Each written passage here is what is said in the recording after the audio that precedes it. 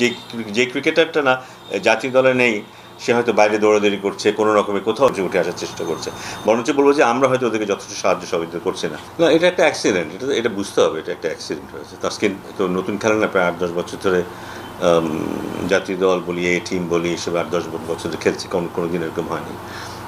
খেলার ব্যাপারে ওর যে নিবেদন, এটা আমরা সবাই জানি, এটা নিয়ে প্রচুর রিপোর্ট কিন্তু সাংবাদিকটাই করেছে, কতটা পরিশ্রম করে এখানে এসছে সেটা সবাই জানি আমরা।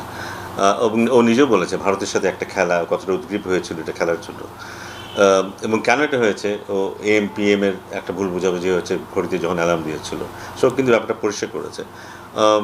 আমার মনে হয় না এটার কোনো প্রভাব কোথাও পড়তে পারে। এরকম অ্যাক্সিডেন্ট আমি আরও জানি, আরও ইন্টারন্যাশনাল ক্রিকেটারের ক্ষেত্রে ঘটেছে, এবং তারা মাঠে পরে গিয়েছে, এমনকি মাঠ খেলা শুরু হওয়ার পরে গিয়েছে, এবং তাদের ক্ষেত্রে সেটা অ্যাক্সিডেন্টাল ব্যাপার।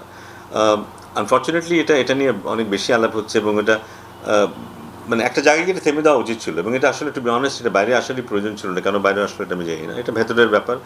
একজন খেলোয়াড় ভুল করে এরকম করেছে, ভুল করে না, অসাবধানতা, সেটাও বলুন না, অ্যাক্সিডেন্টলি ঘটনা ঘটেছে, এবং ওটা ওখানেই শেষ করে দেওয়া উচিত ছিল। এটা নিয়ে আলাপ আলোচনার মানে যদি এমন হতো অন্য কোথাও রাত্রেবেলায় 12টা পর্যন্ত একটা পার্টি করেছে, এই জন্য আসতে দেরি হয়েছে, সেটা অন্য ব্যাপার হতো, হ্যাঁ।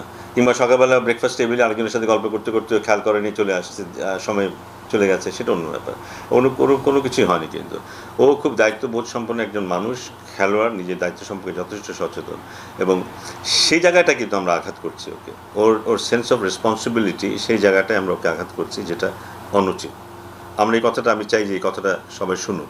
একজন খেলোয়াড়ের সেন্স অফ রেসপন্সিবিলিটি, এটা নিয়ে যদি আমরা আঘাত করি, এই খেলোয়াড়ের কিছু থাকে না। কিন্তু একটা খেলোয়াড় যে জাতীয় দলে খেলে, তার বড় একটা জিনিস যে সবাই এটা নিশ্চয়ই বিশ্বাস করবে যে তার সব কিছু দিয়ে সে জাতীয় দলে খেলে, সেখানে কোথাও কোনো কম্প্রোমাইজ সে করে না। এই বিশ্বাসটা আমাদের রাখতে হবে প্রত্যেকটা জাতীয় দলের খেলার উপরে। ওই বিশ্বাসটা যদি আমরা না রাখি, ওরা কোনো দিন খেলতে পারবে না। ওরা যদি জানে এই বিশ্বাসটা আমাদের নেই ওদের উপরে, ওরা কোনো দিন খেলতে পারবে না। জাতীয় দলে খেলার জন্য নিজেকে ছাড়িয়ে যাবার যে প্রয়োজন হয় অনেক সময় আমরা দেখি, সেটা কিন্তু সম্ভব না। শুধু নিজের ভেতর থেকে মোটিভেশন নিয়ে সেটা সম্ভব না, যখন সবাই পেছনে থাকে তখন সেটা সম্ভব হয়।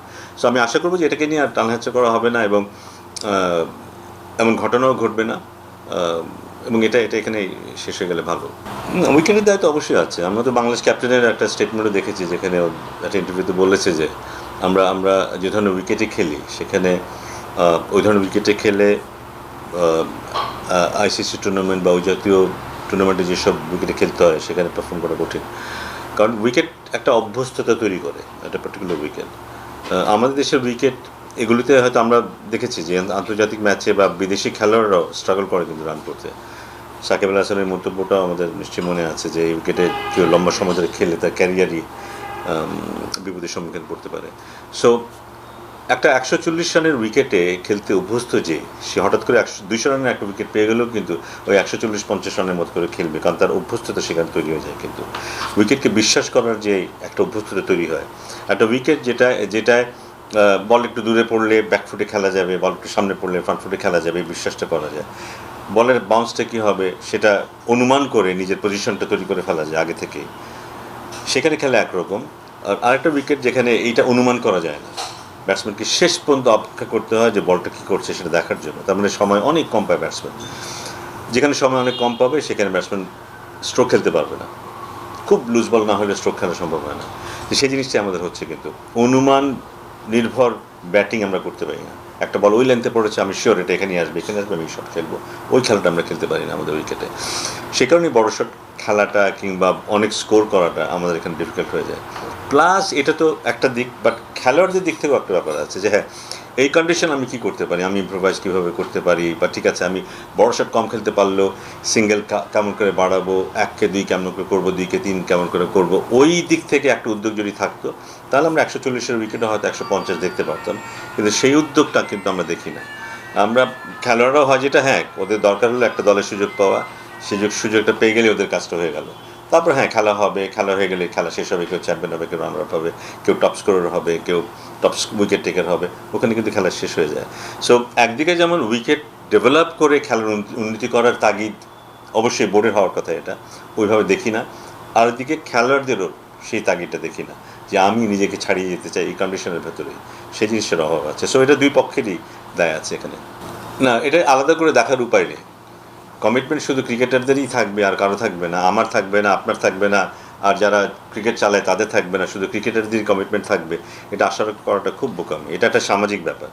একটা সমাজে সবাই যখন দায়বদ্ধতার ব্যাপারটাই নিশ্চিত করে, নিজের নিজের দায়বদ্ধতা, তখন ক্রিকেটারও যেমন করবে, ক্রিকেটের বাইরেও তেমন করবে, একজন আম্পায়ারও করবে, একজন মাঠ কর্মীও করবে, একজন দর্শকও করবে, একজন সাংবাদিকও করবে। যখন কেউ করবে না এবং আলাদাভাবে বিচ্ছিন্নভাবে আমরা শুধু ক্রিকেটের কাছ থেকে এই জিনিসটা চাইবো, সেরকম অন্যায় হবে। কিন্তু ক্রিকেটাররা ক্রিকেটারদের দিক থেকে যতটুকু করার তারা সেই চেষ্টাটা করে। অনেকে হয়তো যতটুকু পরিবেশ যতটুকু তাদেরকে দেয় তার চেয়ে বাইরে, কারণ আমরা কিন্তু দেখি কিন্তু যে যে ক্রিকেটারটা না জাতীয় দলে নেই, সে হয়তো বাইরে দৌড়াদৌড়ি করছে, কোনো রকমে কোথাও গিয়ে যেখানে তার প্র্যাকটিস ফ্যাসিলিটি ওখানে গিয়ে প্র্যাকটিস করার চেষ্টা করছে, উঠে আসার চেষ্টা করছে। বরঞ্চ বলবো যে আমরা হয়তো ওদেরকে যথেষ্ট সাহায্য সহযোগিতা করছি না, ওরা ওদের দিক থেকে চেষ্টা করছে। সো আমার মনে হয় এটা ওভারঅল একটা প্রক্রিয়া। কিন্তু কমিটমেন্টের ব্যাপারটা হলো ওভারঅল প্রক্রিয়া। যখন সবার মধ্যে সেই কমিটমেন্টটা আসবে, সেটা সবার মধ্যেই ছড়ায়। তো সেখানে কিছু ঘাটতি যেমন খেলোয়াড়দের আছে, কিন্তু তার শুরুটা কিন্তু আমাদের দিক থেকে, আমাদের কমিটমেন্টের অভাব থাকার কারণে কিন্তু এটা ওই পর্যন্ত যায় না। উইকেট, বিভিন্ন ধরনের উইকেট হওয়াটা প্রয়োজন। আমাদের দেশটা অনেক বড় না, এই জন্য যে ঠান্ডা হলে সারা দেশই ঠান্ডা হয়, গরম হলে সারা দেশই গরম হয়। ভারতে যেমন একটা জায়গায় ঠান্ডা থাকলে আরেকটা জায়গায় একটু গরম হওয়ার সুযোগ থাকে, কোথাও বৃষ্টি হয়, কোথাও রোদ থাকে, এইসব আছে। তো বিভিন্ন ওয়েদার কন্ডিশন থাকে এবং বিভিন্ন রকমের ওয়েদার কন্ডিশন, বিভিন্ন উইকেট হয়, মাটির ভিন্নতা থাকে।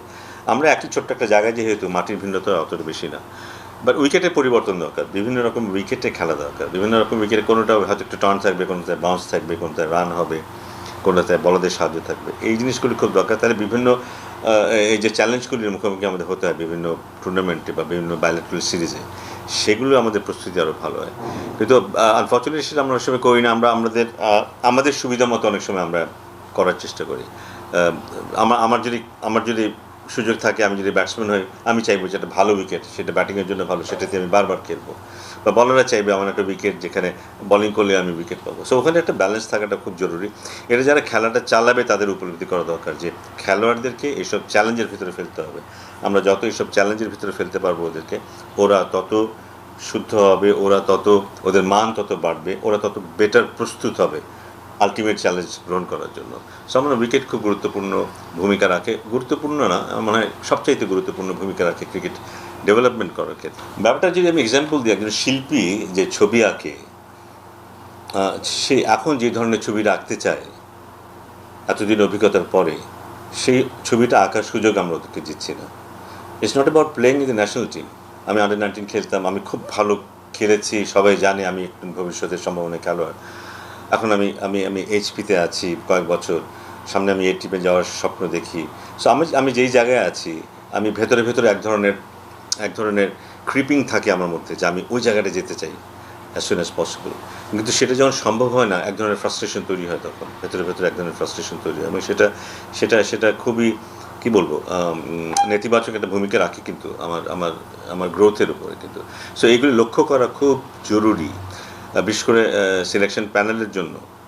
কারণ তারাই খেলোয়াড়দেরকে দেখে কে কী অবস্থায় আছে, ওই খেলোয়াড়দের সাথে যোগাযোগ রাখা এবং ওদের জন্য সঠিক পরিকল্পনাটা রাখা, ওরা যেন ফ্রাস্ট্রেটেড না হয়ে যায়, ওরা যেন নিজেদেরকে এক্সপ্রেস করতে পারে, প্রমাণ করার সুযোগটা যেন ওরা পায় যে হ্যাঁ, ওরা এখন সাকিবের জায়গায় রিপ্লেসমেন্ট হিসাবে ও যোগ্য, মাহমুদুল্লাহর জায়গায় আমি খেলার জন্য আমি যোগ্য হয়ে বসে আছি, have a look at me. ওই হ্যাভ এ লুকটা আমরা করতে পারছি না, কারণ ওদেরকে এই টিমে ওইভাবে আমরা দেখি না, বা ওই ধরনের, হ্যাঁ না, ইন্টারন্যাশনাল ইয়েতে আমরা দেখি না। জাতীয় দলে তো খেলার সুযোগ এখন নেই, কিন্তু অন্যান্য প্ল্যাটফর্মে যে সুযোগটা আছে সেখানেও আমরা ওদেরকে দেখার সুযোগ নেই না, বা ওরাও সুযোগটা পায় না। এটা খুব ফ্রাস্ট্রেটিং। এবং ঠিক সময় মতো যদি মূল্যায়ন করা না হয়, যে কোনো মানুষের যে কোনো ক্ষেত্রেই কিন্তু এটা এক ধরনের ডিপ্রেশন তৈরি করতে পারে কিন্তু। এবং খুব বেশি প্র্যাকটিস, ওই জায়গাটায় থাকাটা, নিজেকে মূল্যায়ন করতে না পারাটাও কিন্তু একটা নেগেটিভ ব্যাপার। কিন্তু কন্টিনিউয়াসলি একজন শিল্পী কন্টিনিউয়াসলি নিজেকে যদি মূল্যায়ন করতে না পারে, আমি গানের প্র্যাকটিস করছি, 2 মাস ধরে প্র্যাকটিস করলাম, একটা শোতে গেলাম, লোকজন তালি বাজালো, আমি বুঝলাম যে হ্যাঁ, আমি গ্রহণযোগ্য একটা কাজ করেছি। লোকজন যদি সেভাবে অ্যাকসেপ্ট না করে, আমি বুঝবো যে না, আমাকে আরও কিছু কাজ করতে হবে। যে এই যে ব্যাপারটা টাইম টু টাইম এই জিনিসটা করা খুব জরুরি। এই জিনিসটা হচ্ছে না আমাদের এখানে। এই একটা সিক্রোনাইজড সিস্টেম থাকা উচিত, একজন খেলোয়াড় কখন ট্রেনিং করবে, কখন তার এক্সপোজার হবে, ইন্টারন্যাশনাল ক্রিকেট খেলবে এবং নিজেকে প্রমাণ করার সুযোগ হবে। দেখার চোখ থাকাটা খুব জরুরি। দেখা তো সবাই দেখতে পারে, আমরা কিন্তু সবাই আমরা মূল্যায়ন করি, কিন্তু এ খুব ভালো খেলে, ও খুব ভালো খেলে, কিন্তু যাদের কাজ যেটা দেখা, তারা অনেক বড় পরিধিতে দেখে, তারা অনেক ডিটেইল দেখে, দেখা উচিত তাদের। এবং সেই দেখাটা এমনই হওয়া উচিত যখন একজনকে সে স্বীকৃতি দেবে, হ্যাঁ এর মধ্যে সম্ভাবনা আছে, 10জনকে যদি স্বীকৃতি দেয় তার মধ্যে 8জনেরই বেরিয়ে আসার কথা। আমরা যদি দেখি 10জনের মধ্যে 8জনই বেরিয়ে আসতে পারলো না, 8জনই আবার চলে গেল, তাহলে বুঝতে হবে ওখানে ব্যর্থতা। সো হ্যাঁ, আমরা মূল্যায়ন করার সময় যেমন অনেক সময় খুব শর্টকাট মূল্যায়ন করে ফেলি, এবং বাদ দেওয়ার সময় খুব তাড়াতাড়ি করেই বাদ দিয়ে দিই। এই কালচারটা আমাদের আছে। সো আমার মনে হয় মূল্যায়ন করার ক্ষেত্রে সেই জিনিসটা আরও যত্ন নিয়ে করা দরকার, ইন ডিটেইলস একজন খেলোয়াড়কে যেন আমরা মূল্যায়ন করবো।